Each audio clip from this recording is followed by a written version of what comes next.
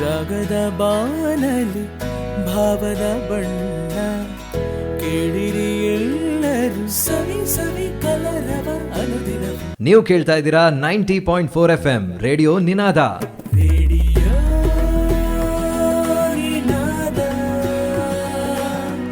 Radio ನಿನಾದ, radio ನಿನಾದ, radio ನಿನಾದ. ಕೇಳಿ ಕೇಳಿ ಜನಗಳೇ ಕಿವಿಯ ತೆರೆದು ಕೇಳಿ, ದಿನನಿತ್ಯದ ಕೆಲಸದ ಎಡೆ ಕಿವಿಯ ತಡೆಯಬೇಡಿ, ಕಿವಿಯ ತಡೆಯಬೇಡಿ. ರೇಡಿಯೋ ನಿನಾದ 90.4 FM.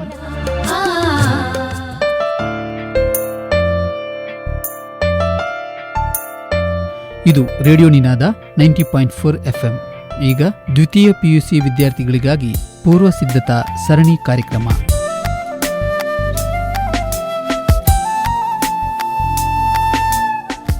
ಇಂದಿನ ವಿಷಯ ರಸಾಯನಶಾಸ್ತ್ರ. ಭಾಗವಹಿಸುವ ವಿಷಯ ಪರಿಣಿತರು ಶ್ರೀ ಧರ್ಮಸ್ಥಳ ಮಂಜುನಾಥೇಶ್ವರ ಪದವಿ ಪೂರ್ವ ಕಾಲೇಜಿನ ರಸಾಯನಶಾಸ್ತ್ರ ವಿಭಾಗದ ಮುಖ್ಯಸ್ಥರಾದ ರಾಜೇಶ್ ಕೆ ಅವರು.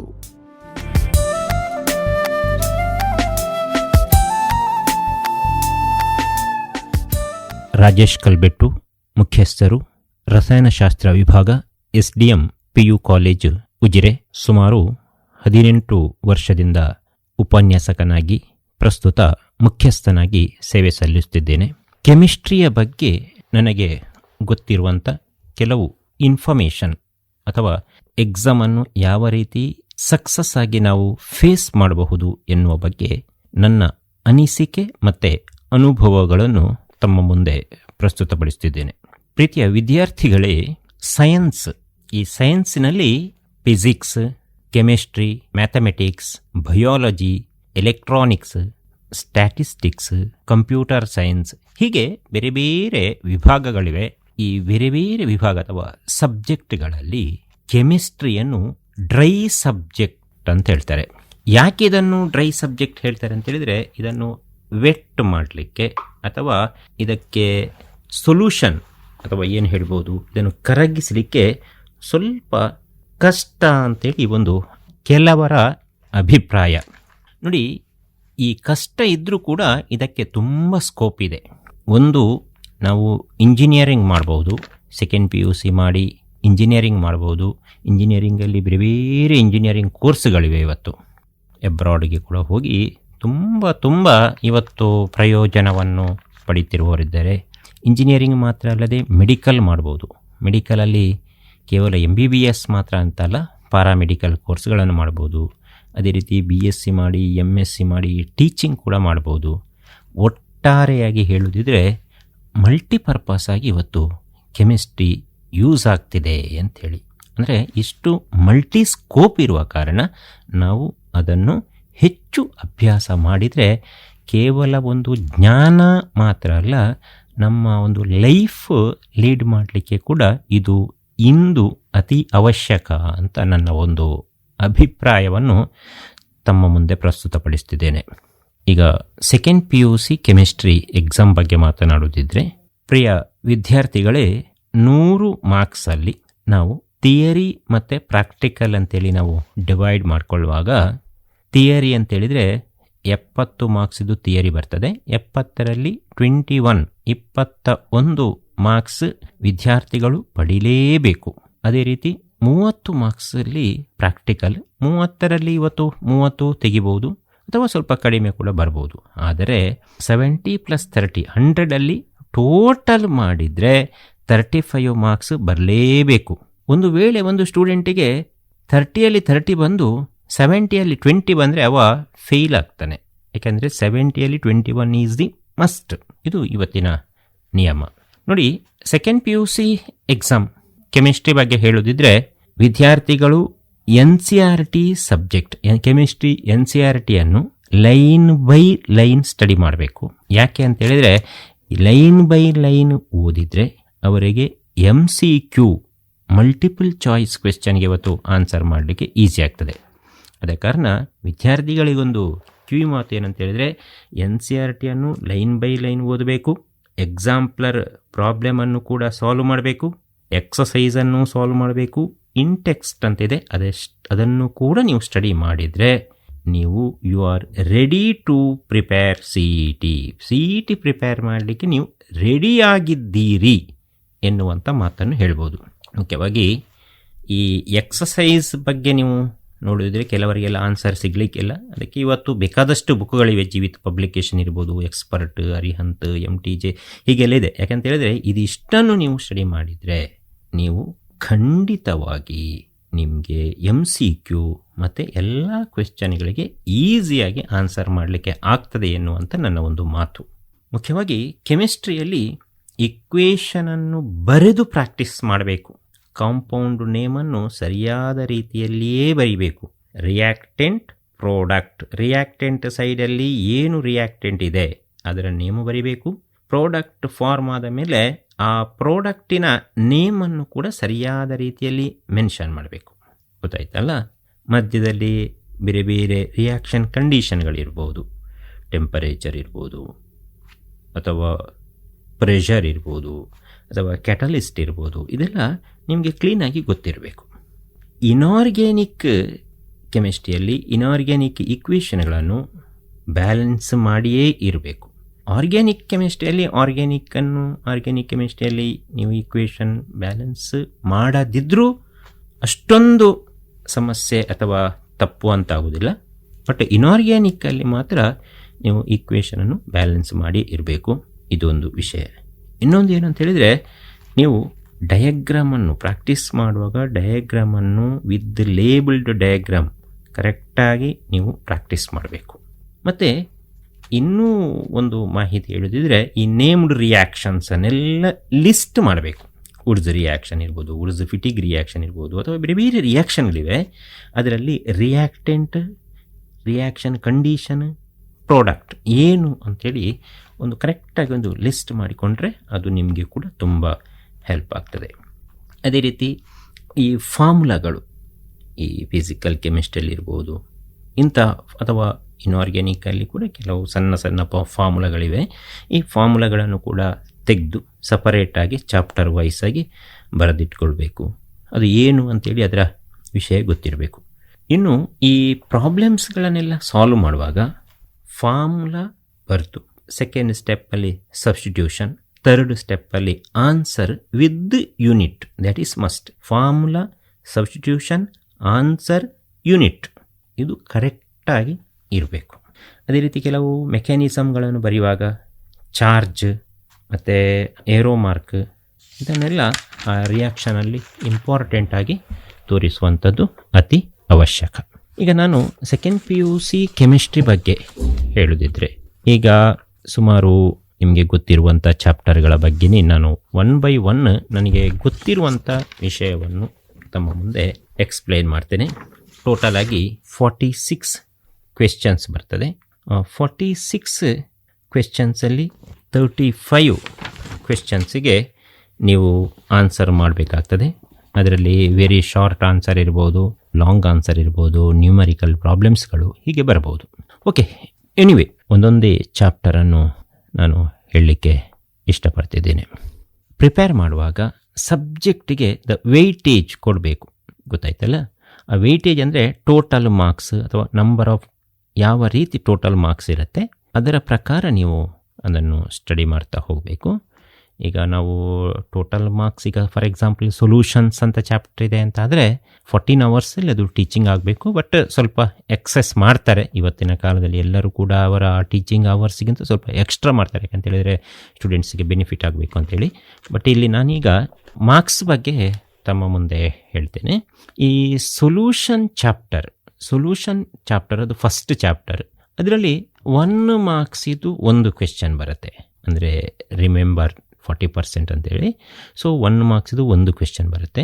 ಅದೇ ರೀತಿ 3 ಮಾರ್ಕ್ಸಿದು 1 ಕ್ವೆಶ್ಚನ್ ಬರುತ್ತೆ, ಮತ್ತು 2 ಮಾರ್ಕ್ಸಿದು 1 ಕ್ವೆಶ್ಚನ್ ಬರುತ್ತೆ. ಅಷ್ಟೇ ಅಲ್ಲದೆ ಅಲ್ಲಿ ನ್ಯೂಮರಿಕಲ್ ಪ್ರಾಬ್ಲಮ್ ಸಾಧಾರಣ ಒಂದು ಈಸಿಯಾಗಿರುವಂಥದ್ದು 1 ಬರುತ್ತೆ.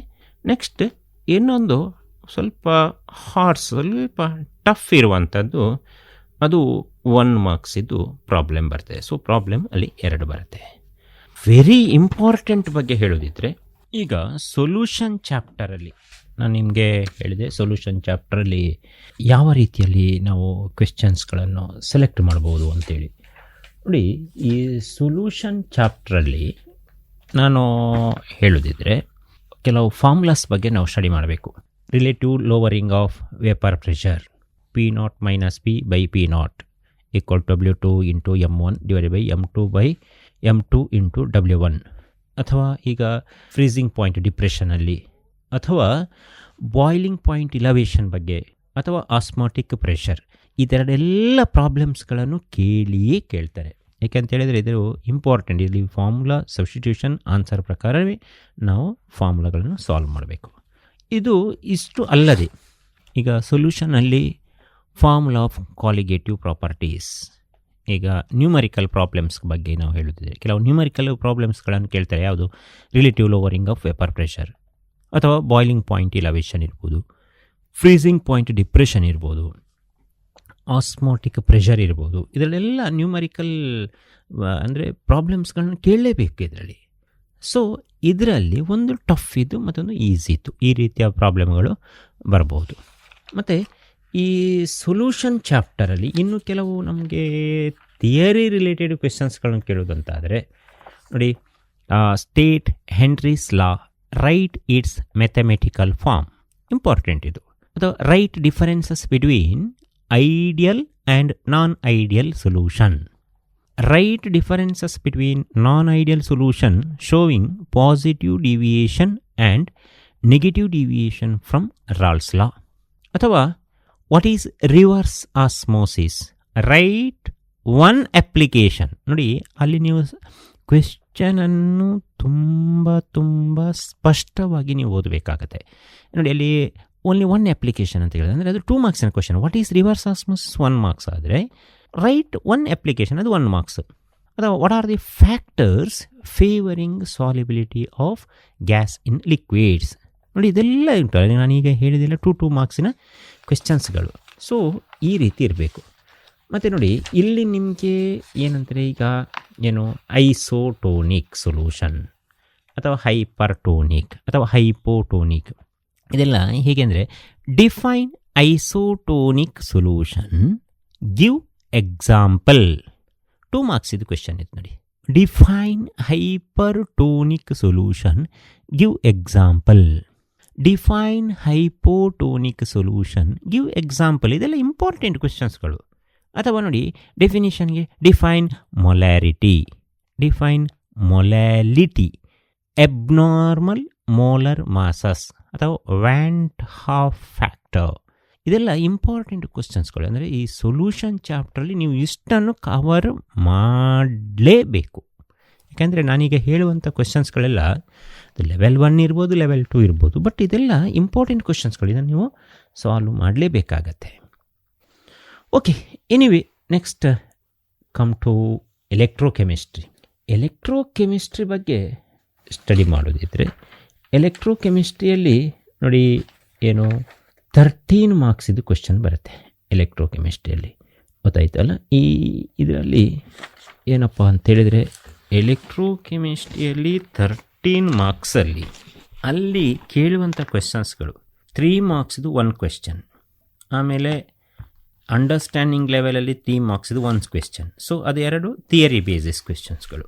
ಇನ್ನೊಂದು ಪ್ರಾಬ್ಲಮ್ ಬಗ್ಗೆ, ಅಂದರೆ ಸಾಧಾರಣ ಅಪ್ಲೈ ಪ್ರಾಬ್ಲಮ್ ಬಗ್ಗೆ, ನ್ಯೂಮರಿಕಲ್ ಪ್ರಾಬ್ಲಮ್ 1 ಕ್ವೆಶ್ಚನ್ ಬರುತ್ತೆ. ಇನ್ನೊಂದು ಹಾರ್ಟ್ಸಲ್ಲಿ 1 ಕ್ವೆಶ್ಚನ್ ಬರುತ್ತೆ ಪ್ರಾಬ್ಲಮ್. ಸೊ ಪ್ರಾಬ್ಲಮ್ 2 ಕೇಳ್ತಾರೆ. ಒಂದು ಸ್ವಲ್ಪ ಈಸಿ ಇರ್ಬೋದು, ಇನ್ನೊಂದು ಸ್ವಲ್ಪ ಟಫ್ ಇರುವಂಥ ಪ್ರಾಬ್ಲಮ್ಸ್ಗಳನ್ನು ಕೇಳ್ಬೋದು. ಓಕೆ, ಎನಿವೇ, ಇಲ್ಲಿ ನೀವು ಏನಂತ ಹೇಳಿದ್ರೆ, ನಾನು ಆಗತ್ತಾನೆ ಹೇಳಿದಾಗೆ diagrams, formula, units, everything you should know. ಕ್ಲಿಯರಾಗಿ ನಿಮಗೆ ಇಲ್ಲಿ ಗೊತ್ತಿರಬೇಕು.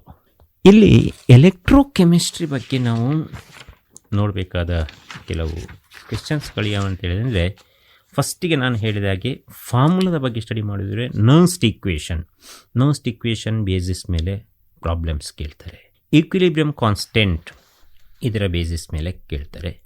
ಜಿಪ್ಸ್ ಫ್ರೀ ಎನರ್ಜಿ ಅಥವಾ ಕಲಾರ್ಸ್ ಲಾ, ಈ ಕಲಾರ್ಸ್ ಲಾ ಮುಖಾಂತರ ಕೂಡ ಕೆಲವು ಪ್ರಾಬ್ಲಮ್ಗಳನ್ನು ನಿಮಗೆ ಕೇಳ್ಬೋದು. ಬಟ್ ಯಾವ ರೀತಿ ಆ ಕೊಟ್ಟ ಕ್ವೆಶ್ಚನ್ಸ್ ಯಾವ ರೀತಿ ಇರ್ತದೆ ಅಂತೇಳಿ ನೀವು ಫಸ್ಟಿಗೆ ಅದನ್ನೊಂದು ಸಲ ನೋಡಬೇಕು. ಯಾಕಂದರೆ ಕೆಲವು ಸಲ ನಮಗೆ ಗೊತ್ತಾಗಲ್ಲ, ಯಾವುದೋ ಒಂದು ನಾವು ಕಲ್ತಿರ್ತೇವೆ, ಏನೋ ಒಂದು ಮಾಡಿರ್ತೇವೆ. ಸೊ ಅದಕ್ಕೋಸ್ಕರ ಹೇಳ್ತಾ ಇರೋದು, ನೀವು ಕೊಟ್ಟ ಕ್ವೆಶ್ಚನನ್ನು ಯಾವ ರೀತಿ ಇದೆ ಅಂಥೇಳಿ ನೀವು ಅದನ್ನು ನೋಡ್ಕೊಳ್ಬೇಕು. ಓಕೆ, ಎನಿವೆ ನೋಡಿ, ಈಗ ಎಲೆಕ್ಟ್ರೋಕೆಮಿಸ್ಟ್ರಿಯಲ್ಲಿ ಕೆಲವು ಥಿಯರಿ ಬೇಸಿಸ್ ಕೆಲವು ಕ್ವೆಶ್ಚನ್ಸ್ಗಳಿವೆ. ಈಗ ಫಾರ್ ಎಕ್ಸಾಂಪಲ್ ಏನು, define construction and working of standard hydrogen electrode. Important ಇದು. ನಿಮಗೆ ಇದಕ್ಕೆ ಡಯಾಗ್ರಾಮು ಮಾಡಬೇಕು, ಈಕ್ವೇಷನ್ ಕೂಡ ಬರೀಬೇಕು, ಸಿಂಬಾಲಿಕ್ ರೆಪ್ರೆಸೆಂಟೇಷನ್ ಅಲ್ಲಿ ತೋರಿಸಬೇಕು ನೀವು. ಅಥವಾ define fuel cell, draw neat diagram of H2O2 fuel cell, write anodic, cathodic and overall cell reaction. ನೋಡಿ ಎಷ್ಟೊಂದು ಕ್ಲೀನಾಗಿ ಅವರು ಕೊಟ್ಟಿದ್ದಾರೆ ನೋಡಿ ಕ್ವೆಶ್ಚನ್ಸನ್ನು. ತುಂಬ ಇಂಪಾರ್ಟೆಂಟ್. ಅಂದರೆ ಪ್ರತಿಯೊಂದಕ್ಕೆ ಎಷ್ಟು ಬೇಕೋ ಅಷ್ಟು ನೀವು ಆನ್ಸರಲ್ಲಿ ಮಾಡಲೇಬೇಕು. Excess is not important. ಎಷ್ಟು ಅಗತ್ಯ ಇದೆ ಅಷ್ಟನ್ನು ಶಾರ್ಟಾಗಿ ನೀವು ಮಾಡಲೇಬೇಕಾಗತ್ತೆ. ಈಗ state Faraday's first law electrolysis, important. State Faraday's second law electrolysis, ಇದು ಕೂಡ ಇಂಪಾರ್ಟೆಂಟ್. ಸೊ ಇದನ್ನೆಲ್ಲ ನೀವು ಸ್ಟಡಿ ಮಾಡಬೇಕಾಗತ್ತೆ. ಅಥವಾ state Kohlrausch law and write to application ಅಂತ ಕೇಳಿದ್ದಾರೆ. ಅಂದರೆ ಅದು 3 ಮಾರ್ಕ್ಸ್ ಇದು ಕ್ವೆಶ್ಚನ್. ಅದು ನೋಡಿ 3 ಮಾರ್ಕ್ಸಲ್ಲಿ ಅದನ್ನು ನಾವು ಎಕ್ಸ್ಪೆಕ್ಟ್ ಮಾಡ್ಬೋದು. ಗೊತ್ತಾಯ್ತಲ್ಲ, state Kohlrausch law and write two applications. ಅಥವಾ ಏನು, mention the factors which affects the conductivity of electrolytic solution, ಅಂದರೆ ionic conductor and metallic electronic conductors. ನೋಡಿ ಅದು ಕೂಡ ಇಂಪಾರ್ಟೆಂಟ್. ಅಥವಾ ಈಗ ನೋಡಿ, ಈಗ what is primary cell, give example. ಅದನ್ನು ಇದು 2 ಮಾರ್ಕ್ಸ್ ಕ್ವೆಶ್ಚನ್, ಇಂಪಾರ್ಟೆಂಟ್ ಅದು. ಅಥವಾ what is secondary cell, give example, important. So ಇದನ್ನೆಲ್ಲ ನಾವು ಸ್ಟಡಿ ಮಾಡಲೇಬೇಕು. ಈಗ ನಾನು ಏನೆಲ್ಲ ಹೇಳಿದೆನಾ, they are very very very very very very very very important according to your examination purpose ಅಂತ ಹೇಳ್ಬೋದು. ಯಾಕಂದರೆ ಎಕ್ಸಾಮಿನೇಷನ್ ಪರ್ಪಸ್ ಅದೆಲ್ಲ ನೀವು ಸ್ಟಡಿ ಮಾಡಲೇಬೇಕಾದಂತಹ ಕ್ವೆಶ್ಚನ್ಸ್ಗಳು. ಓಕೆ, ಈಗ ನಾವು ನೆಕ್ಸ್ಟ್ ಇಲ್ಲಿ ನೋಡಬೇಕಾದದ್ದು ಏನು, ಇನ್ನು ಕೆಲವು ಕ್ವೆಶ್ಚನ್ಸ್ಗಳು. ಓಕೆ, ಯಾವುದು ಅಂತೇಳಿದರೆ ಫಿಸಿಕಲ್ ಕೆಮಿಸ್ಟ್ರಿಯಲ್ಲಿ ನೆಕ್ಸ್ಟ್ ಬರುವಂಥದ್ದು ಏನಂತೇಳಿದರೆ ಕೆಮಿಕಲ್ ಕೈನೆಟಿಕ್ಸ್. ಈ ಕೆಮಿಕಲ್ ಕೈನೆಟಿಕ್ಸ್ ಇದು 12 ಮಾರ್ಕ್ಸ್ ಇದ್ದು ಕ್ವೆಶ್ಚನ್ಸ್ ಬರುತ್ತೆ. ಇದರಲ್ಲಿ 1 ಮಾರ್ಕ್ಸು ವೆರಿ ಶಾರ್ಟ್ ಆನ್ಸರ್, ಇನ್ನೂ 1 ಮಾರ್ಕ್ಸ್ ಇನ್ನೂ ಅದು ಅಂಡರ್ಸ್ಟ್ಯಾಂಡ್ ಲೆವೆಲಲ್ಲಿ 1 ಮಾರ್ಕ್ಸ್ ವೆರಿ ಶಾರ್ಟ್ ಆನ್ಸರ್ ಬರುತ್ತೆ. ಮತ್ತು 3 ಮಾರ್ಕ್ಸ್ ಇದ್ದು ಶಾರ್ಟ್ ಆನ್ಸರ್ ಇದು ಬರುತ್ತೆ. ಮತ್ತು ಅಪ್ಲೈ ಲೆವೆಲಲ್ಲಿ ಕೂಡ 1 ಮಾರ್ಕ್ಸ್ ಶಾರ್ಟ್ ಆನ್ಸರ್ ಬರುತ್ತೆ. ಶಾರ್ಟ್ ಆನ್ಸರ್ ನ್ಯೂಮರಿಕಲ್ ಪ್ರಾಬ್ಲಮ್ 1 ಬರುತ್ತೆ, ಇನ್ನೊಂದು ಹಾರ್ಟ್ಸಲ್ಲಿ ಕೂಡ ನ್ಯೂಮರಿಕಲ್ ಪ್ರಾಬ್ಲಮ್ ಬರುತ್ತೆ. ಅಂದರೆ ಟೋಟಲ್ ಇಲ್ಲಿ 12 ಮಾರ್ಕ್ಸ್ ಬರುತ್ತೆ. 2 ಪ್ರಾಬ್ಲಮ್ಸ್ ಇಲ್ಲಿ ಕೇಳುವಂಥ ಚಾನ್ಸಸ್ ಹೆಚ್ಚಿದೆ. ಓಕೆ, ಕೆಮಿಕಲ್ ಕೈನೆಟಿಕ್ಸಲ್ಲಿ ನಾವು ನೋಡೋದಿದ್ರೆ ಮೇಯ್ನಾಗಿರುವಂಥದ್ದು ಇಂಟಿಗ್ರೇಟೆಡ್ ರೇಟ್ ಈಕ್ವೇಷನ್ಸ್. ಅಂದರೆ ಈಗ first order reaction K = 2.303/T log R0/R. ಅಥವಾ ಈಗ half life for A first order reaction T½ = 0.693/K. ಅಥವಾ zero order reaction K = R0 - R/T. ಅಥವಾ T½ = R0/2K. ಸೊ ಇದೆಲ್ಲ ನಿಮಗೆ ಪ್ರಾಬ್ಲಮ್ಗೆ ಬರುವಂಥದ್ದು. ಅಥವಾ log K2/K1 = EA/2.303 R T2 - T1 / T1 × T2. ನೋಡಿ, ಇದು ನಿಮಗೆ ಇದರಲ್ಲಿ ಸ್ವಲ್ಪ ನೀವು ಲಾಗನ್ನು ಕೂಡ ಸ್ಟಡಿ ಮಾಡಿರಬೇಕು. ಕೆಲವೊಂದರೆ ಲಾಗ್ ಬುಕ್ ಇದೆ, ಬಟ್ ಲಾಗ್ ಬುಕ್ಕು ಇದ್ದರೂ ಕೂಡ ಈಗ ಲಾಗ್ 1, ಲಾಗ್ 2, ಲಾಗ್ 3 ಸ್ವಲ್ಪ ಒಂದು ಅಟ್ಲೀಸ್ಟ್ ಒಂದು ಲಾಗ್ 10ವರೆಗೆ ನಿಮ್ಮ ಬಾಯಲ್ಲಿ ಇದ್ದರೆ, ಅಥವಾ ಕೆಲವು ಬೇರೆ ಬೇರೆ ಮೆಥಡ್ಸ್ಗಳು ನಾವೆಲ್ಲ ಸ್ಟೂಡೆಂಟ್ಸಿಗೆಲ್ಲ ಹೇಳಿಕೊಡ್ತೇವೆ. ಏನಂದರೆ ಯಾವ ರೀತಿ ಲಾಗ್ ಕೊಟ್ಟಾಗ ಆ್ಯಂಟಿ ಲಾಗನ್ನು ಫೈಂಡ್ ಔಟ್ ಮಾಡೋದು, ಶಾರ್ಟ್ ಕಟ್ ಮೆಥಡ್ಗಳನ್ನು ನಾವು ಹೇಳ್ತೇವೆ. ಬಟ್ ಅದನ್ನೆಲ್ಲ ಸ್ವಲ್ಪ ಹೆಚ್ಚು ಅದರ ಬಗ್ಗೆ ಗೊತ್ತಿದ್ದರೆ ನಾವು ಸ್ವಲ್ಪ ಈಸಿಯಾಗಿ ಫಾಸ್ಟಾಗಿ ಹೋಗ್ಬೋದು ಅಂತೇಳಿ. ಅದಕ್ಕೆ ಇದೆಲ್ಲ ಬೇಕು. ಫಸ್ಟ್ ಆರ್ಡರ್ ರಿಯಾಕ್ಷನ್ ಬೇಕು, ಹಾಫ್ ಲೈಫ್ ಬೇಕು, ಝೀರೋ ಆರ್ಡರ್ ರಿಯಾಕ್ಷನ್ ಬೇಕು, ಹಾಫ್ ಲೈಫ್ ಬೇಕು, ಆ್ಯಕ್ಟಿವೇಷನ್ ಎನರ್ಜಿ. ಇದಕ್ಕೆಲ್ಲ ಒಂದೊಂದು ಪ್ರಾಬ್ಲಮ್ಮು ಬಂದೇ ಬರುತ್ತೆ. ಇನ್ನಲ್ಲಿ ವೆರಿ ಇಂಪಾರ್ಟೆಂಟ್ ಇನ್ನೊಂದು ಏನಪ್ಪ ಅಂತ ಹೇಳಿದರೆ ಡಿರೈವೇಷನ್. ನೋಡಿ, ಈಗ ಇಂಟಿಗ್ರೇಟೆಡ್ ರೇಟ್ ಈಕ್ವೇಷನ್ಸ್, ಯಾಕೆಂದರೆ first order reaction K = 2.303/T log R0/R, ಇದು integrated rate equation. Derive an expression for rate constant of A first order reaction. ಅಥವಾ ಈ first order reaction rate constant it is very important, very very important. ಆಗಾಗ ಕೇಳ್ತಾನೆ ಇರ್ತಾರೆ. ಅಥವಾ zero order reaction ಅದು ಕೂಡ ಕೇಳ್ತಾರೆ, K = R0/R/T.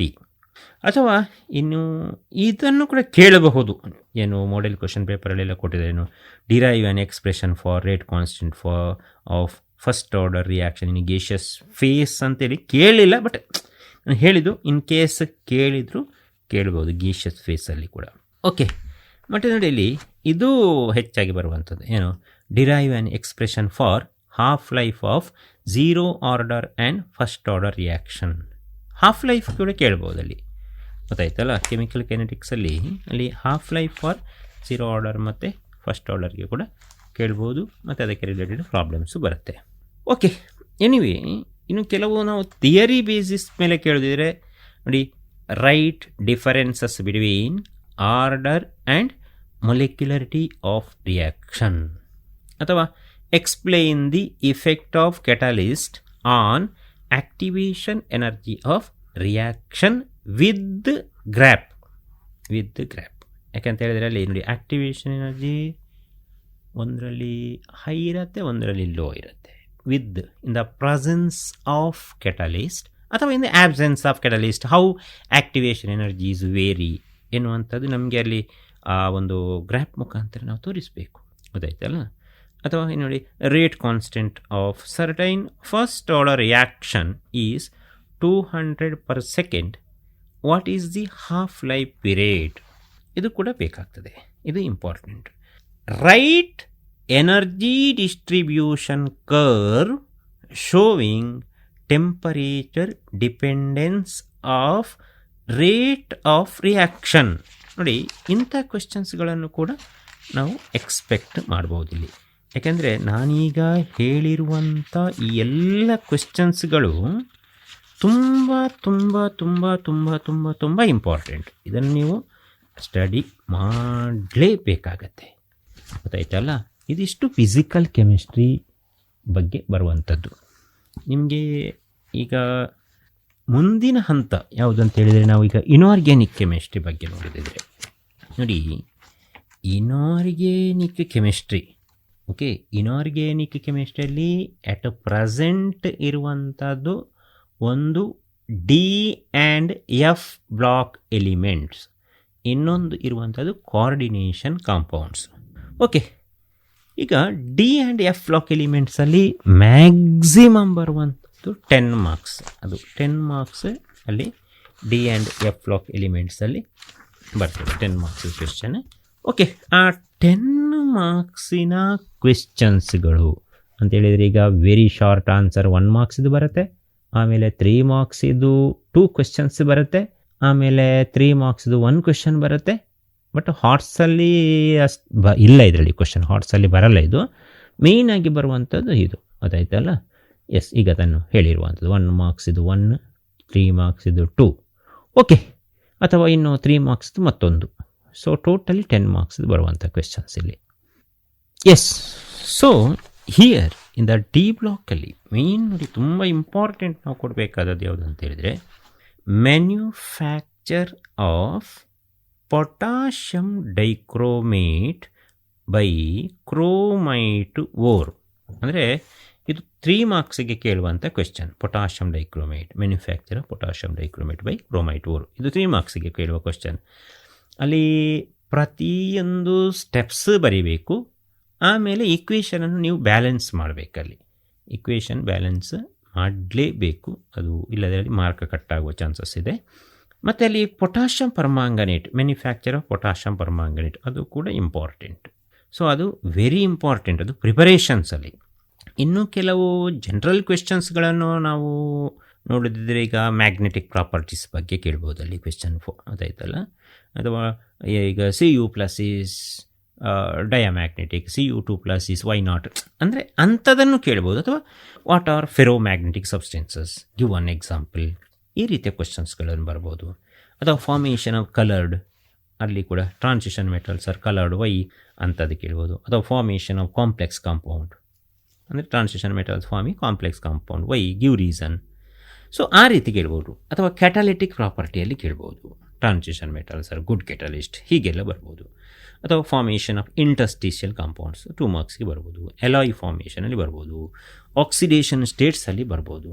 ಅದಾಯ್ತಲ್ಲ. ಸೊ ಅಲ್ಲೆಲ್ಲ 2 ಮಾರ್ಕ್ಸಿದು ನಾವು ಎಕ್ಸ್ಪೆಕ್ಟ್ ಮಾಡ್ಬೋದು. ಇದು ಅಷ್ಟಲ್ಲದೆ ನೋಡಿ, ಈಗ ಫಾರ್ ಎಕ್ಸಾಂಪಲ್ ಅಲ್ಲಿ ನೋಡಿ ಹೆಚ್ಚಾಗಿ ನೀವು ನೋಡಿರ್ಬೋದು, what are lanthanoid contraction, give its consequences ಅಂತೇಳಿ. ಅಂದರೆ ಕಾನ್ಸಿಕ್ವೆನ್ಸಸ್ ಕೇಳ್ಬೋದು, ಕಾಸ್ ಕೇಳ್ಬೋದು. ಲ್ಯಾಂಥನಾಯ್ಡ್ ಕಾಂಟ್ರಾಕ್ಷನ್ಸ್ ಡೆಫಿನಿಷನ್ ಬರೀಬೇಕು, ಕಾಸ್ ಬರೀಬೇಕು, ಕಾನ್ಸಿಕ್ವೆನ್ಸ್ ಬರೀಬೇಕು. ನೀವು ಅಲ್ಲಿ ಕ್ಲಿಯರಾಗಿ ಮೆನ್ಷನ್ ಮಾಡಬೇಕಲ್ಲಿ. ಸೊ ಆ ರೀತಿ ಅಂದರೆ ಕ್ವೆಶ್ಚನ್ಸನ್ನು ನೋಡಿಯೇ ನೀವು ಕ್ವೆಶ್ಚನ್ಗೆ ರಿಲೇಟೆಡಲ್ಲಿ ಆನ್ಸರ್ ಮಾಡ್ತಾ ಹೋಗಬೇಕಾಗತ್ತೆ. ಓಕೆ, ಎನಿವೇ ಇದಿಷ್ಟು ನಾನು ಹೇಳಿದ ವೆರಿ ಇಂಪಾರ್ಟೆಂಟ್. ಅಷ್ಟೇ ಅಲ್ಲದೆ ನೋಡಿ, ಈಗ for example give any 2 differences between lanthanoids and actinoids ಅಂತಿದೆ. ಕೇಳ್ತಾರೆ, ಅದು ಕೇಳ್ತಾರೆ. What are interstitial compounds, write their properties. So ಅಂಥ ಟೈಮಲ್ಲಿ ಅದನ್ನು ಕೂಡ ನೀವು ಕ್ಲೀನಾಗಿ ಎಕ್ಸ್ಪ್ಲೇನ್ ಮಾಡಬೇಕಲ್ಲಿ. ಅಥವಾ zirconium and hafnium have almost identical radii, why, give reason ಕೇಳ್ತಾರೆ. ಅಥವಾ cerium exhibits +4 oxidation state, why. ಅಥವಾ actinoid contraction greater than lanthanoid contraction, why ಕೇಳ್ಬೋದಪ್ಪ. ಅಥವಾ atomic radii of second and third transition series elements are almost identical, we can expect such type of question. ಅಥವಾ ಈಗ ನೋಡಿ, ಹೀಗೆ ಕೂಡ ಕೇಳ್ಬೋದು, lanthanoids are less reactive than actinoids, why. ಹೀಗೆ ಕೂಡ ಕೇಳಿದರೆ ನಾವು ಆನ್ಸರ್ ಮಾಡಲಿಕ್ಕೆ ಅಲ್ಲಿ ರೆಡಿ ಇರಬೇಕಾಗತ್ತೆ, ಗೊತ್ತಾಯ್ತಲ್ಲ. ಸೊ ಈ ರೀತಿಯ ಕ್ವೆಶ್ಚನ್ಸ್ಗಳನ್ನು ನಾವು ಕೇಳ್ಬೋದು. ಓಕೆ, ಮತ್ತು ನೋಡಿ ಇನ್ನೊಂದು ನಾನು ಅಲ್ಲಿ ನಿಮಗೆ ಹೇಳಲಿಕ್ಕೆ ಒಂದು ಬಿಟ್ಟೆ ನೋಡಿ. ಈಗ ಫಾರ್ ಎಕ್ಸಾಂಪಲ್ ನಿಮ್ಮ ಇದರಲ್ಲಿ ಕೆಮಿಕಲ್ ಕೈನೆಟಿಕ್ಸಲ್ಲಿ ನಾನು ಅದನ್ನು ಮರ್ತೋಯ್ತು ನನಗೆ ಹೇಳಲಿಕ್ಕೆ. What is pseudo first order reaction ಅಂತೇಳಿ ನಾನು ಅದು ಹೇಳಲಿಕ್ಕೆ ಮರ್ತೆ. ಅದು ಕೇಳ್ತಾರೆ ಆಯ್ತು ಎಕ್ಸಾಮಲ್ಲಿ. Pseudo first order reaction, give an example. ಅಥವಾ write any 2 factors responsible for effective collision. ಅಥವಾ write Arrhenius equation, mention the terms. ಮತ್ತು collision frequency, activation energy, threshold energy, define ಮಾಡಲಿಕ್ಕೆ ಕೇಳ್ತಾರೆ ಅದರಲ್ಲಿ. ನಾನು ಆಗ ಹೇಳಲಿಲ್ಲ ನಿಮಗೆ, ಇದನ್ನು ಹೇಳುವಾಗ ನನಗೆ ಈಸಿಯಾಗಿ ನೆನಪಾಯಿತು. ಓಕೆ, ಎನಿವೆ ಈಗ ನಾವು D&F ಬಗ್ಗೆ ಮಾತಾಡ್ತಿದ್ದೇವೆ. ಇದಿಷ್ಟು D&F ಬಗ್ಗೆ ನಾನೀಗ ಹೇಳಿರುವಂಥದ್ದು. Next come to the next coordination compounds ಬಗ್ಗೆ ನೋಡೋಣ. ಓಕೆ, ಈ ಕೋಆರ್ಡಿನೇಷನ್ ಕಾಂಪೌಂಡ್ಸಲ್ಲಿ 11 ಮಾರ್ಕ್ಸ್ದು ಬರುವಂಥದ್ದು. Very short answer 1 marks, short answer 1 marks, ಆಮೇಲೆ ಇನ್ನೊಂದು ಶಾರ್ಟ್ ಆನ್ಸರ್ 3 ಮಾರ್ಕ್ಸ್ದು ಬರುತ್ತೆ. ಆಮೇಲೆ ಅಲ್ಲಿ 1 ಮಾರ್ಕ್ಸ್ದು 1 ಬರುತ್ತೆ. ನೆಕ್ಸ್ಟ್ ಅಲ್ಲಿ ಹಾರ್ಟ್ಸ್ 1 ಬರುತ್ತೆ 1 ಮಾರ್ಕ್ಸ್ದು, ಮತ್ತೊಂದು 3 ಮಾರ್ಕ್ಸ್ದು 1 ಬರುತ್ತೆ. ಓಕೆ, ಇಲ್ಲಿ ನಾನೀಗ ತುಂಬ ಹೇಳಲಿಕ್ಕೆ ಇದು ಮಾಡೋದಿಲ್ಲ. ಓಕೆ, ಇಲ್ಲಿ ನೋಡಿ, ಇಲ್ಲಿ ಕೋಆರ್ಡಿನೇಷನ್ ಕಾಂಪೌಂಡ್ಸಲ್ಲಿ ನಾವು ಮೇಯ್ನಾಗಿ ಹೆಚ್ಚು ಕಾನ್ಸಂಟ್ರೇಟ್ ಮಾಡಬೇಕಾದದ್ದು applications of valence bond theory. ಅಲ್ಲಿ 5 ಇದೆ ನೋಡಿ.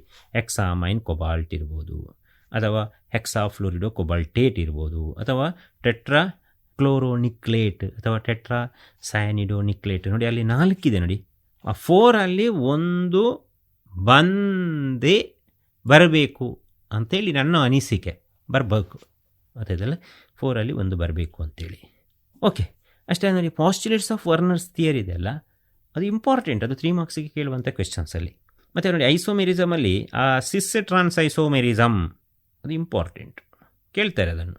ವಾಟ್ ಈಸ್ ಜೊಮೆಟ್ರಿಕಲ್ ಐಸೋಮೆರಿಸಮ್ ಅಲ್ಲಿ ಜೊಮೆಟ್ರಿ, ಅಥವಾ coordination compound exhibits geometrical isomerism how, ಅಥವಾ ವೈ ಅಂತ ಕೂಡ ಕೇಳ್ಬೋದು ಅಲ್ಲಿ.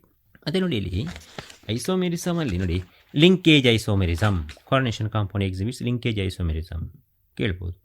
ಅಥವಾ ಕೋಆರ್ಡಿನೇಷನ್ ಐಸೋಮೆರಿಸಮ್ ಕೇಳ್ಬೋದು, ಅಯೋನೈಸೇಷನ್ ಐಸೋಮೆರಿಸಮ್ ಕೇಳ್ಬೋದು, ಸಾಲ್ವೇಟ್ ಐಸೋಮೆರಿಸಮ್ ಕೇಳ್ಬೋದು.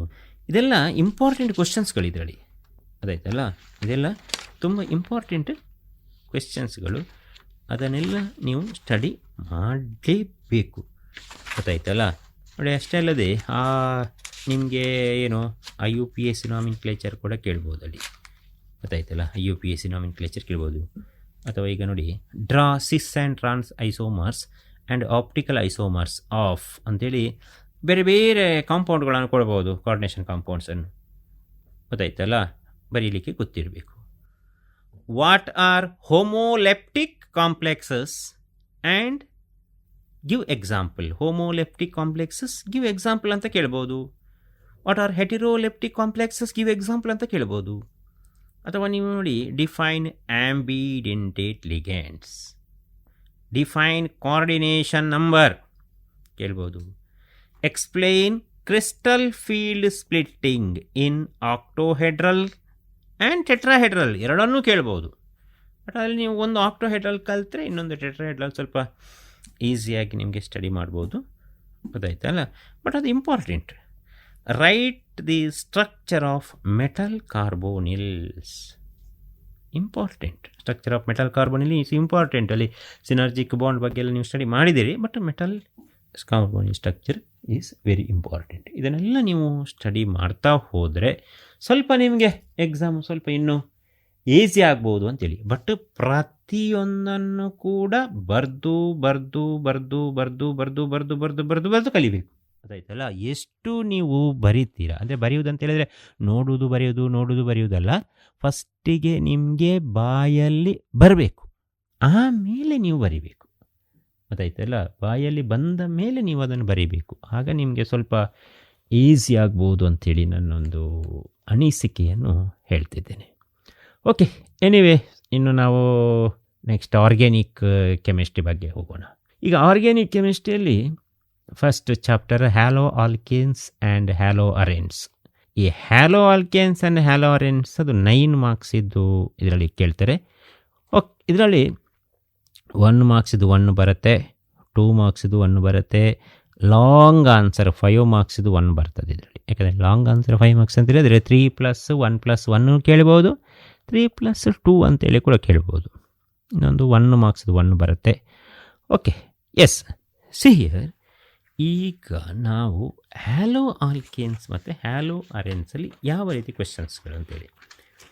ಈ ಹ್ಯಾಲೋ ಆಲ್ಕೇನ್ಸ್ ಮತ್ತು ಹ್ಯಾಲೋ ಅರೆನ್ಸಲ್ಲಿ ಆಗ ತಾನೇ ನಾನು ನಿಮಗೆ ಹೇಳಿದಾಗಿನೇ ಈ ನೇಮ್ಡ್ ರಿಯಾಕ್ಷನ್ಸ್ ಅಂತಿದೆ. ನೇಮ್ಡ್ ರಿಯಾಕ್ಷನ್ಸ್ ಬಗ್ಗೆ ನೀವು ಸ್ವಲ್ಪ ಹೆಚ್ಚು ಗಮನ ಹರಿಸಬೇಕಾಗ್ತದೆ, ನೇಮ್ಡ್ ರಿಯಾಕ್ಷನ್ ಬಗ್ಗೆ. ಯಾಕೆಂತೇಳಿದರೆ ನೋಡಿ, ಪ್ರತಿಯೊಂದು ನೇಮ್ಡ್ ರಿಯಾಕ್ಷನ್ ಕೂಡ ನೇಮ್ ಆಫ್ ದಿ ಸೈಂಟಿಸ್ಟಿನ ನೇಮು ಪ್ರಕಾರನೇ ಅವರವರು ಫೈಂಡ್ ಔಟ್ ಮಾಡಿದ ರಿಯಾಕ್ಷನನ್ನು ಕೊಟ್ಟಿದ್ದಾರೆ ಅಂಥೇಳಿ. ಓಕೆ, ಫಾರ್ಗೆಟ್ ಅಬೌಟ್ ದ್ಯಾಟ್, ಅದರ ಬಗ್ಗೆ ನಾವು ತುಂಬ ಎಕ್ಸ್ಪ್ಲನೇಷನ್ ಬೇಡ. ಬಟ್ ನೀವು ಏನು ಸ್ಟಡಿ ಮಾಡಬೇಕಂತ ಹೇಳಿದ್ರೆ ನೋಡಿ, Finkelstein reaction important, Swarts reaction important, Fittig reaction important, Wurtz Fittig reaction important.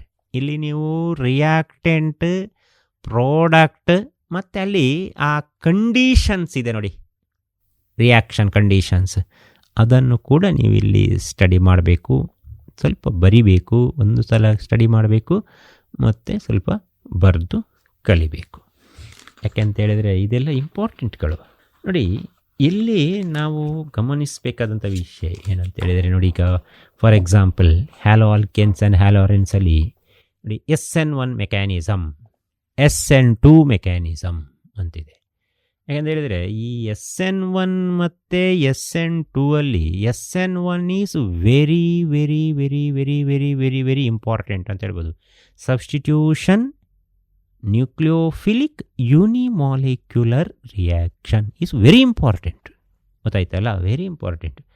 Write the mechanism of conversion of tertiary butyl bromide to tertiary butyl alcohol. ನೋಡಿ, ಎಕ್ಸ್ಪೆಕ್ಟೆಡ್ ಕ್ವೆಶ್ಚನ್ ಇದು. ಅಥವಾ write the mechanism of conversion of 2 bromo two methyl propane to propane two ol. ಇದು ಕೂಡ expected question. We can expect this one. ಯಾಕಂತ ಹೇಳಿದ್ರೆ ಇಂಥ ಕ್ವೆಶ್ಚನ್ಸ್ಗಳು ಕೂಡ ಕೇಳಲೇಬೇಕು ಅದು. ಯಾಕಂದರೆ ಅದು ಇಂಪಾರ್ಟೆಂಟ್ ಕ್ವೆಶ್ಚನ್ಸ್. ಈಗ ನಾನು ಏನೆಲ್ಲ ಹೇಳಿದ್ನ ಅದೆಲ್ಲ ಇಂಪಾರ್ಟೆಂಟ್ ಕ್ವೆಶ್ಚನ್ಸ್ಗಳೇ ಅಲ್ಲಿ ಕೇಳುವಂಥ ಚಾನ್ಸಸ್ ಇದೆ, ಗೊತ್ತಾಯ್ತಲ್ಲ. ಓಕೆ, ನೋಡಿ, ಇಲ್ಲಿ ಹ್ಯಾಲೋ ಆಲ್ಕೇನ್ಸ್ ಆ್ಯಂಡ್ ಹ್ಯಾಲೋ ಅರೆನ್ಸಲ್ಲಿ ನೋಡಿ, ಈಗ for example haloarenes are less reactive towards nucleophilic substitution reaction then haloalkanes give reason ಅಂತ ಕೇಳ್ಬೋದು. ಅಥವಾ ಈಗ name the major product formed when 2-bromopentane is heated with alcoholic KOH. ನೋಡಿ ಅಲ್ಲಿ ನೋಡಿ, ಈಗ alcoholic KOH, name the major product formed when 2-bromopentane is heated with alcoholic KOH. Important ನೋಡಿ, ಅಲ್ಲಿ ನೀವು ಬರೆಯುವಾಗ ಆಲ್ಕೋಹಾಲಿಕ್ KOH ಅಂತಲೇ ಬರೀಬೇಕು. KOH ಆಲ್ಕೋಹಾಲಿಕ್ ಇರ್ಬೋದು, ಅಥವಾ ಆಕ್ವೆಶ್ ಇರ್ಬೋದು, ಅಥವಾ ಆರ್ಡಿನರಿಯಾಗಿ ಇರ್ಬೋದು. ಬಟ್ ನಾವು ಮೆನ್ಷನ್ ಮಾಡಬೇಕು. ಆಲ್ಕೋಹಾಲ್ ಅಂತ ಬರೆಯೋ ಬದಲಿಗೆ ನೀವು ಖಾಲಿ KOH ಅಂತ ಬರೆದ್ರೆ ಅಲ್ಲಿ ಮಾರ್ಕ್ಸ್ ಕಟ್ಟಾಗೋ ಚಾನ್ಸಸ್ ಇರುತ್ತೆ, ಆಯಿತಾ? ಸೊ ಅಂಥದ್ದು important. What is Grignard reagent ಅಂತ ಕೇಳ್ಬೋದು. Write its general formula and give example ಅಂತ ಕೇಳ್ಬೋದು. ಅಥವಾ ನೋಡಿ ಅಲ್ಲಿ ಹ್ಯಾಲೋ ಆಲ್ಕೇನ್ಸ್ ಹ್ಯಾಲೋ ಅರೆನ್ಸಲ್ಲಿ ಡಿಫೈನ್ ರೆಸಿಮಿಕ್ ಮಿಕ್ಸ್ಚರ್ ಅಥವಾ ರೆಸಿಮೈಸೇಷನ್ ಅಥವಾ ಕೈರಾಲಿಟಿ ಅಥವಾ ಕೈರಲ್ ಮಾಲಿಕ್ಯೂಲ್ ಎನಾನ್ಶೋಮರ್ಸ್, ಇದನ್ನೆಲ್ಲ 1 ಮಾರ್ಕ್ಸಿಗೆ ಕೇಳ್ಬೋದಲ್ಲ ಅಲ್ಲಿ. ಸೊ ಇಂಪಾರ್ಟೆಂಟ್ ಕ್ವಶನ್ಗಳದೆಲ್ಲ 1 ಮಾರ್ಕ್ಸ್ಗೆ ಕೇಳಬೇಕು ಅಂತ ಉಂಟಲ್ಲಿ, ಗೊತ್ತಾಯ್ತಲ್ಲ? Racemic mixture, define racemic mixture, what is racemisation, what is chirality, ಅಥವಾ ವಾಟ್ ಈಸ್ ಕೈರಲ್ ಮಾಲಿಕ್ಯೂಲ್ ಅಥವಾ ಎನಾನ್ಶೋಮರ್, ಯಾಕೆ ಹೇಳ್ತೀನಿ ಅನ್ನೋದು ಅದನ್ನು ಕೂಡ ನಾವು ಬಿಡುವ ಹಾಗಿಲ್ಲ. ಅದು ಕೂಡ ಇಂಪಾರ್ಟೆಂಟ್ ಅಂತ ಹೇಳೋ ಉದ್ದೇಶದಿಂದ ನಾನು ಹೇಳ್ತಿದ್ದೀನಿ. ನೋಡಿ, ಈಗ ನೋಡಿ D&F ಬ್ಲಾಕಲ್ಲಿ ಕೆಲವೆಲ್ಲ, ಸೊ ಅದರಲ್ಲಿ ಈಗ ನಾನು ಹೇಳಿದೆ ನೋಡಿ, ಹಿಂದಕ್ಕೆ ಬರೋದು ನೋಡಿ. ಈಗ D&F ಬ್ಲಾಕಲ್ಲಿ ಕೂಡ ಈಗ ನಾನು ಹೇಳಿದೆ, draw the shape of potassium dichromate ion, ಪರಮಾಂಗನೇಟ್ ion, ನಿಮಗೆ ಹೇಳಿಲ್ಲ. ಬಟ್ ಅದು ಅಂತ ಅಲ್ಲಿ ಕೂಡ ನಾವು ಕೇಳ್ಬೋದು ಅಂತೇಳಿ. ಈಗ ಅಲ್ಲಿ ಕೂಡ ನಾವು ಈಗ draw the shapes of dichromate ion and ಪರಮಾಂಗನೇಟ್ ion ಅಂತ ಅಲ್ಲಿ ಕೂಡ ಕೇಳ್ಬೋದು ಅದು. ಅಥವಾ ಈ ರಿಯಾಕ್ಷನ್ ಆಫ್ ಪೊಟ್ಯಾಷಿಯಮ್ ಡೈಕ್ರೋಮೇಟ್ ಅಂತಲೂ ಕೇಳ್ಬೋದು ಅಲ್ಲಿ. ಅಥವಾ ರಿಯಾಕ್ಷನ್ ಆಫ್ ಪೊಟ್ಯಾಷಿಯಮ್ ಪರಮಾಂಗನೇಟ್ ಅಂತ ಕೂಡ ಅಲ್ಲಿ ಕೂಡ ಕೇಳ್ಬೋದು ಅಂತ ಹೇಳೋದು ನಾನು. ರಿಯಾಕ್ಷನ್ ಆಫ್ ಪೊಟ್ಯಾಷಿಯಮ್ ಪರಮಾಂಗನೇಟ್ ಅಲ್ಲಿ ಕೂಡ ಕೇಳ್ಬೋದು.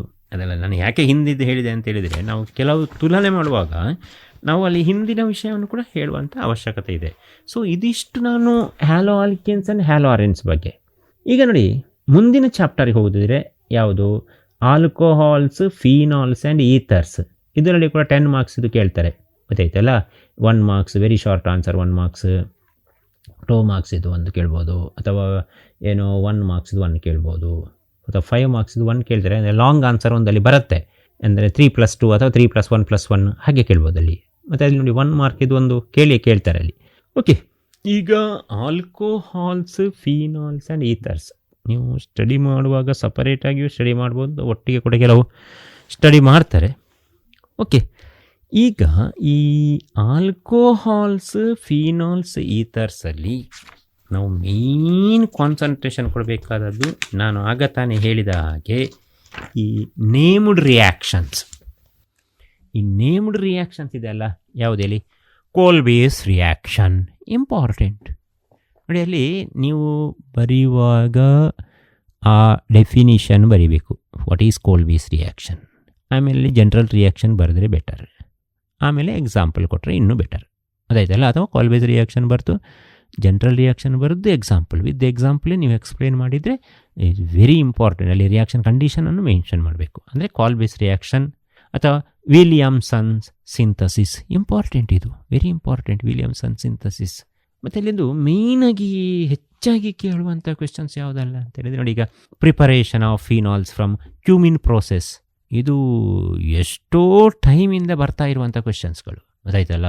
ಕ್ಯೂಮಿನ್ ಪ್ರೊಸೆಸ್ಸು ಒಮ್ಮೆ ಕೇಳಿದೆ, what is cumene, what is the chemical name of cumin?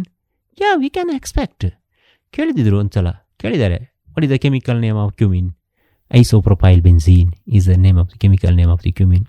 ಅಂದರೆ ಆ ರೀತಿ ಕೂಡ ಅಲ್ಲಿ ಬರಬಹುದು ಅಂತೇಳಿ, ಅದೇದಲ್ಲ? So preparation of phenols from cumene is important, Williamson synthesis important, Kolbe's reaction is important.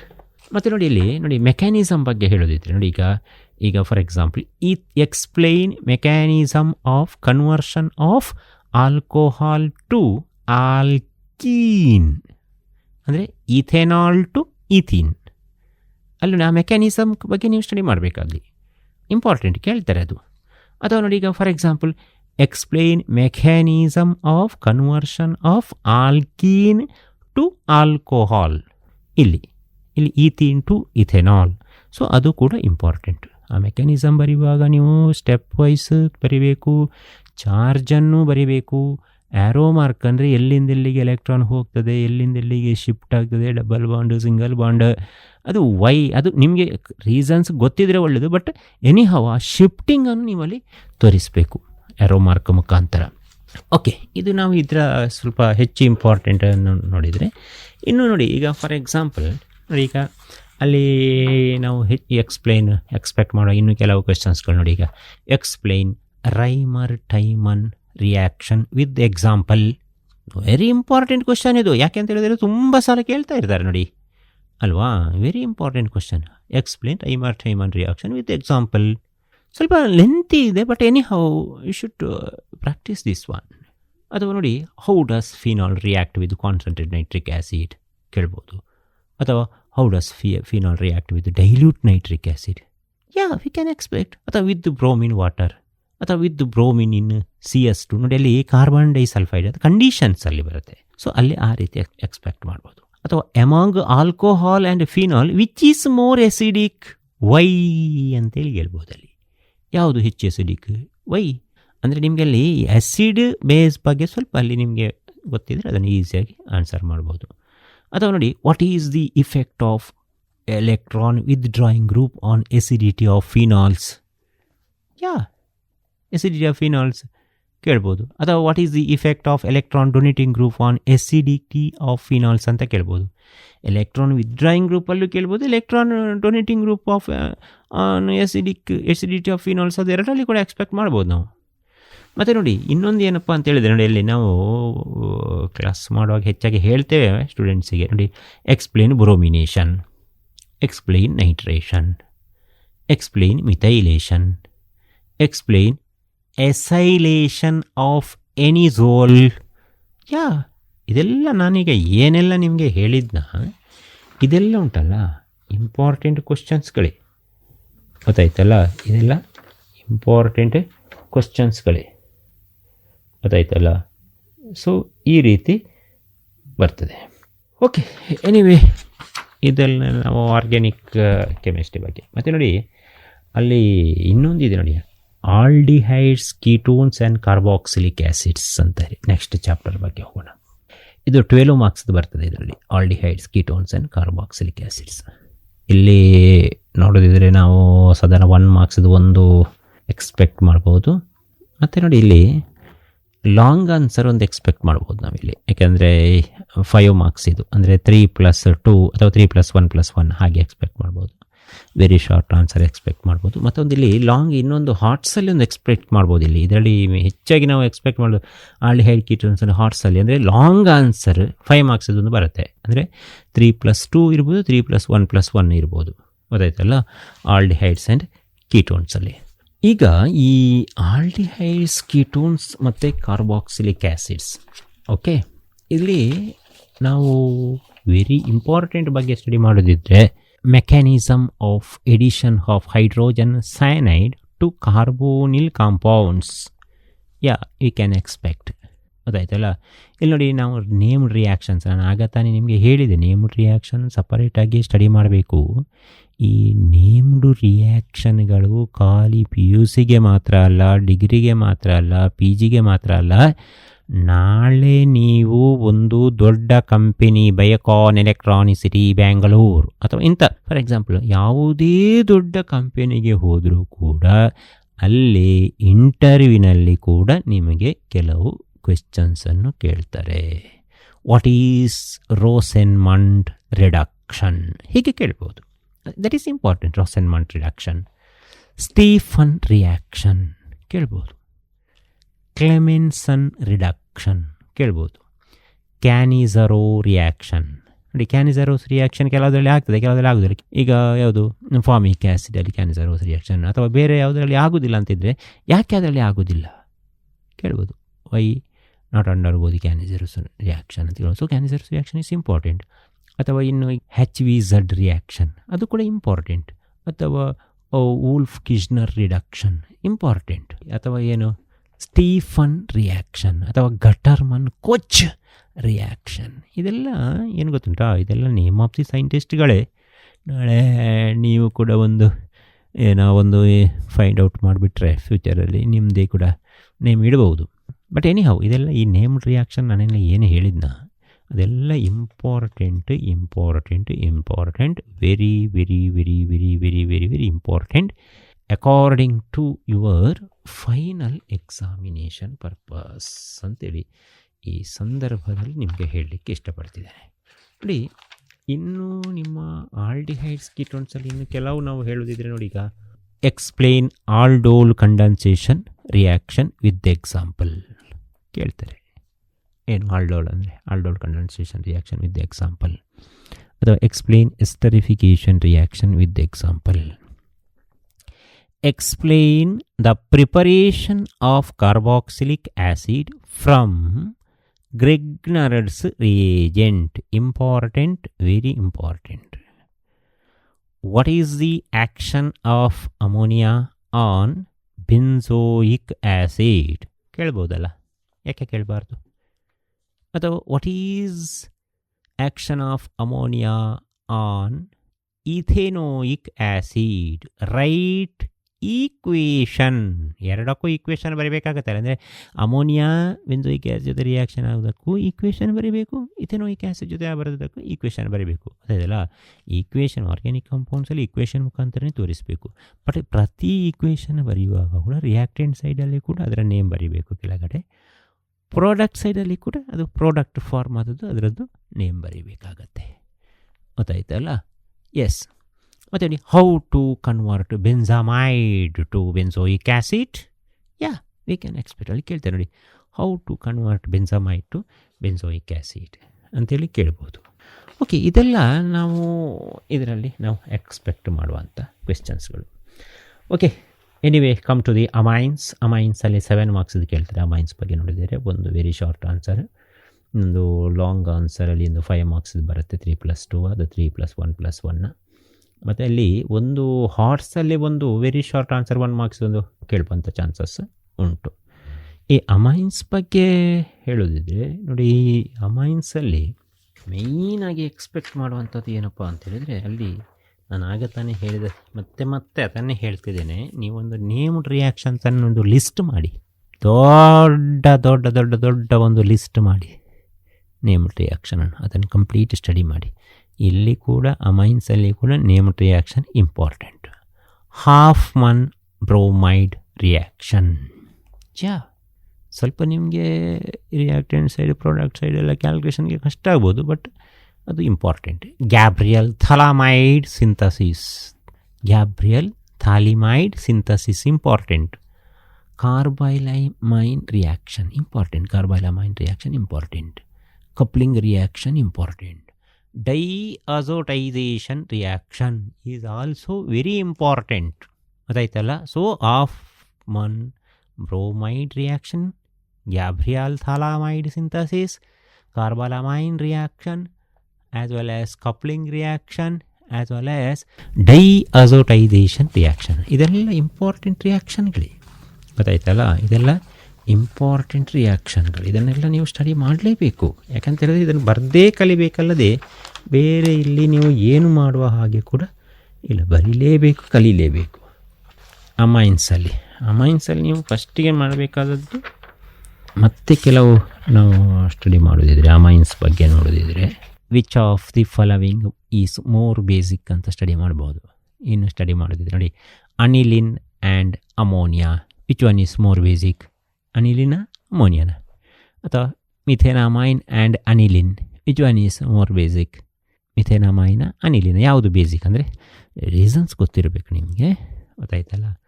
ಅಥವಾ ಈಗ among the following increasing order of basicity in aqueous phase ಅಂತೇಳಿ ಕೂಡ ಕೊಡ್ಬೋದು. ಕೆಲವು ತುಂಬ amine, primary amine, tertiary amine, ಹೀಗೆ ಇಥೇನಮೈನ್, ಹೀಗೆ ಯಾವುದು ಇದರಲ್ಲಿ ಏನು ಬೇಸಿಸಿಟಿ ಪ್ರಕಾರ ಇನ್ಕ್ರೀಸ್ ಮಾಡಿ ಅಂತ ಕೇಳ್ಬೋದು. ಅಥವಾ explain diazotisation reaction, give general formula of diazonium salt ಅಂತ ಕೇಳ್ಬೋದು ಅಲ್ವಾ? ಕೇಳ್ಬೋದಲ್ಲ, we can expect. Diazotisation reaction ಕೇಳ್ಬೋದಲ್ಲಿ, give general formula of diazonium salt ಅಂತ ಕೇಳ್ಬೋದು. ಸೊ ಅದೆಲ್ಲ ನಿಮಗೆ ಅಲ್ಲಿ ಸ್ವಲ್ಪ ಅದನ್ನು ಕಲೀಲೇಬೇಕಾಗ್ತದೆ ನೀವು. ಗೊತ್ತಾಯ್ತಲ್ಲ? ಅದು ಕಲಿತ್ರೆ ಮಾತ್ರ ಅಲ್ಲಿ ಸ್ವಲ್ಪ ನಾವು ಇಂಪಾರ್ಟೆನ್ಸ್ ಅಂತೇಳಿ ಅದನ್ನು ಇದು ಮಾಡ್ಬೋದು. Okay, come to the last chapter, that is biomolecules. ಸ್ವಲ್ಪ ನಮ್ಮ ಬಯೋಕೆಮಿಸ್ಟ್ರಿ ರಿಲೇಟೆಡ್ ಇದು, ಬಟ್ ಇದು ಸ್ವಲ್ಪ ಇಂಪಾರ್ಟೆಂಟ್. ನಿಮಗೆ ಕೆಲವರಿಗೆಲ್ಲ ಸ್ವಲ್ಪ ಬಯಾಲಜಿಯಲ್ಲಿ ಸ್ಟಡಿ ಮಾಡಿದವರಿಗೆ ಇನ್ನೂ ಹೆಚ್ಚು ಈಸಿ ಆಗ್ಬೋದು. ಬಟ್ ಎನಿ ಹೌ ಇಲ್ಲಿ ವೆರಿ ಶಾರ್ಟ್ ಆನ್ಸರ್ 1 ಮಾರ್ಕ್ಸ್ದು 1 ಬರುತ್ತೆ, 2 ಮಾರ್ಕ್ಸ್ದು 1 ಬರುತ್ತೆ. ವೆರಿ ಶಾರ್ಟ್ ಆನ್ಸರ್ 1 ಇದೆ.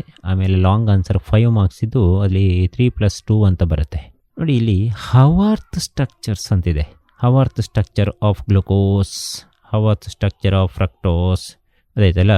ಅಂದರೆ ನೀವಿಲ್ಲಿ ಹವಾರ್ತ್ ಸ್ಟ್ರಕ್ಚರನ್ನು ಸ್ಟಡಿ ಮಾಡಲೇಬೇಕು. ಈಗ Haworth structure of sucrose is very important. ಅಲ್ಲಿ ಪೈರಾನೋ ಸ್ಟ್ರಕ್ಚರ್, ಫ್ಯೂರನೋ ಸ್ಟ್ರಕ್ಚರ್ ಗೊತ್ತಾಯ್ತಲ್ಲ. Haworth structure of sucrose is important. Haworth structure of maltose is very important ಅದಾಯ್ತಲ್ಲ. Haworth structure of lactose is important. ನೋಡಿ ನೀವು ಇದಕ್ಕೆ ಏನು ಮಾಡಬೇಕು ಗೊತ್ತುಂಟಾ? ಈಗ ಸುಕ್ರೋಸ್ ಅಂತ ಹೇಳಿದ್ರೆ ಏನಾಗುತ್ತೆ?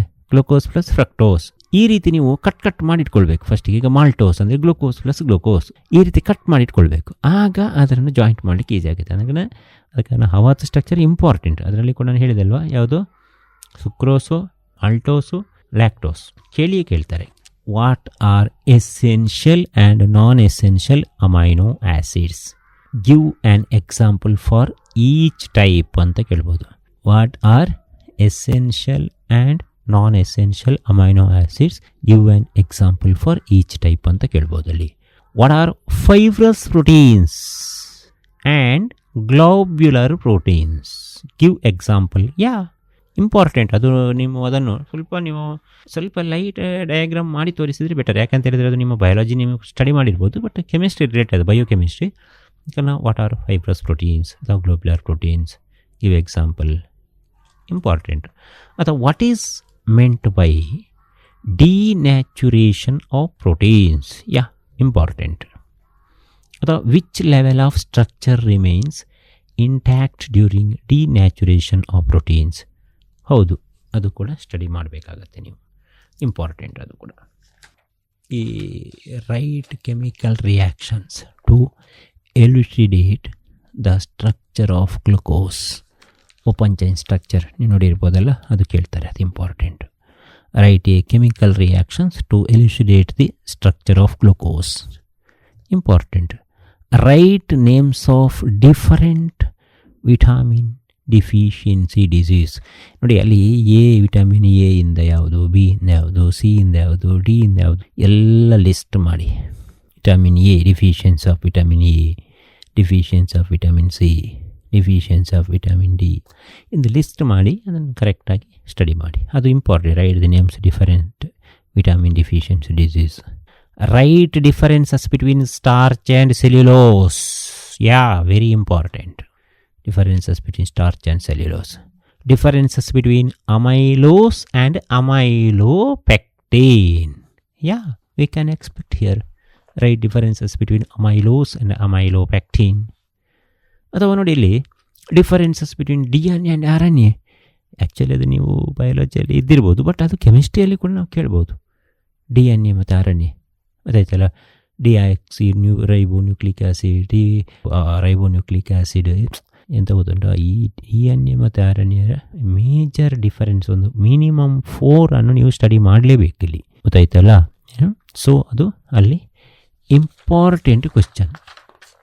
ನೋಡಿ ಅಲ್ಲಿ ಉಂಟಲ್ಲ, ನೀವು ಅಲ್ಲಿ ಸ್ಟಡಿ ಮಾಡಬೇಕಾದದ್ದು ಏನು ಹೇಳಿದರೆ, what are the types of vitamins based on solubility, give example. ಅಂದರೆ ಕೆಲವು ವಾಟರ್ ಸಾಲ್ಯುಬಲ್ ವೈಟಮಿನ್ಸ್ ಇರುತ್ತೆ ಅಲ್ವಾ. What are the types of vitamins based on solubility, give example ಕೇಳ್ತಾರೆ ಇದು. ಅಥವಾ what are acidic, basic, neutral, essential, non essential amino acids. ನೀವು amino ಆ್ಯಸಿಡ್ಸನ್ನು study ಮಾಡಿದೆ ಮತ್ತು ಎಲ್ಲ ಅಮೈನೋ ಆ್ಯಸಿಡ್ಗಳ ಸ್ಟ್ರಕ್ಚರ್ ನಿಮಗೆ ಈಸಿಯಾಗಿ ಬರೀಲಿಕ್ಕೆ ಆಗ್ಬೋದು, ಗೊತ್ತಾಯ್ತಲ್ಲ. So what are acidic amino acid ಕೇಳ್ಬೋದು, what are basic amino acid ಅಂತ ಕೇಳ್ಬೋದು, what are neutral amino acids ಅಂತ ಕೇಳ್ಬೋದು, what are essential amino acid ಅಂತ ಕೇಳ್ಬೋದು, what are non essential amino acids ಅಂತ ಕೇಳ್ಬೋದು. ಪ್ರತಿಯೊಂದಕ್ಕೂ ಎಕ್ಸಾಂಪಲ್ಸ್ ಕೇಳ್ಬೋದು, ಇಂಪಾರ್ಟೆಂಟ್. ಅಷ್ಟೇ ಅಲ್ಲ ನೋಡಿ, define hormone, give example, important question ಅದು. ಡಿಫೈನ್ ಹಾರ್ಮೋನ್ಸ್, ಗಿವ್ ಎಕ್ಸಾಂಪಲ್ ಕೇಳ್ತಾರೆ. Define enzymes, give example. We can expect this type of questions. But always hard work leads to the success ಅಂತ ಹೇಳುವಾಗೆ work ಮಾಡದೆ ಏನೂ ಮಾಡಲಿಕ್ಕೆ ಸಾಧ್ಯ ಇಲ್ಲ. ಓಕೆ, ಎನಿವೇ ಎಲ್ಲ ವಿದ್ಯಾರ್ಥಿಗಳ ಹತ್ರ ಒಂದು ಹೇಳೋದಿಷ್ಟೇ, ರಾತ್ರಿ ಒಂದು 12 ಗಂಟೆ ಅಥವಾ ಒಂದು 11-11:30ವರೆಗೆ ಕೂತ್ಕೊಳ್ಳಿ, ಬೆಳಿಗ್ಗೆ ಒಂದು 4:30-5 ಗಂಟೆಗೆ ಹೇಳಿ, ಒಂದು 5 ಗಂಟೆಯ ನಿದ್ದೆ ಮಾಡಿ, ಆಮೇಲೆ ಸರಿಯಾದ ರೀತಿಯಲ್ಲಿ ಪ್ರಯತ್ನ ಪಡಿ ಅಂತ ಹೇಳ್ತಾರೆ. ಯಾಕೆಂತೇಳಿದರೆ ಸೆಕೆಂಡ್ PUCಯನ್ನು ನಾವು ಲೈಫ್ ಡಿಸೈಡಿಂಗ್ ಸ್ಟೆಪ್ ಅಂತ ಕರೀತಾರೆ. ಲೈಫ್ ಡಿಸೈಡಿಂಗ್ ಸ್ಟೆಪ್ ಇಡೀ ನಿಮ್ಮ ಜೀವನವನ್ನೇ ಬದಲಾಯಿಸುವಂಥ ಒಂದು ಘಟ್ಟ ಅಂತ ಹೇಳಿದರೆ ಅದು ಸೆಕೆಂಡ್ PUC. ಅದರಲ್ಲಿ ಒಳ್ಳೆ ಸ್ಕೋರ್ ನೀವು ಮಾಡಿದರೆ ಇಡೀ ನಿಮ್ಮ ಲೈಫೇ ಚೇಂಜ್ ಆಗ್ಬೋದು ಅಂತ ನನ್ನ ಅನಿಸಿಕೆ. ಅದ ಕಾರಣ ಪ್ರೀತಿಯ ವಿದ್ಯಾರ್ಥಿ ಮಿತ್ರರೇ, ಸತತ ಪ್ರಯತ್ನ, ದೃಢ ಸಂಕಲ್ಪ, ಆತ್ಮವಿಶ್ವಾಸ ನಿಮ್ಮಲ್ಲಿ ಇದ್ದರೆ hard work always leads to the success ಎನ್ನುವ ಹಾಗೆ ಉತ್ತಮ ಭವಿಷ್ಯ ನಿಮ್ಮದಾಗಲಿ, ಜೀವನದಲ್ಲಿ ನಿಮ್ಮ ಕನಸುಗಳು ನನಸಾಗಲಿ ಅಂತ ಹೇಳುತ್ತಾ ಕೃತಜ್ಞತೆಗಳು.